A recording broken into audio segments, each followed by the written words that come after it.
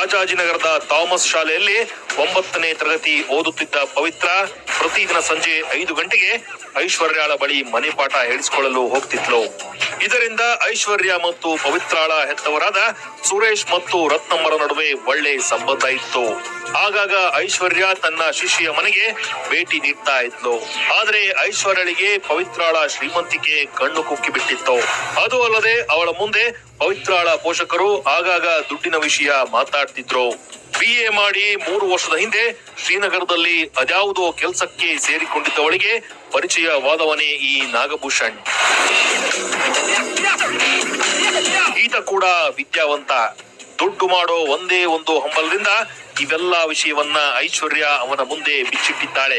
ವಿಷಯ ತಿಳಿದ ನಾಗಭೂಷಣ್ ಮಾಡಿದ ಮೊದಲ ಕೆಲಸ ಅಂದ್ರೆ 1 ವಾರ ಪವಿತ್ರಾಳನ್ನ ರಾಜಾಜಿನಗರದ ಥಾಮಸ್ ಶಾಲೆಯಲ್ಲಿ 9ನೇ ತರಗತಿ ಓದುತ್ತಿದ್ದ ಪವಿತ್ರ ಪ್ರತಿದಿನ ಸಂಜೆ 5 ಗಂಟೆಗೆ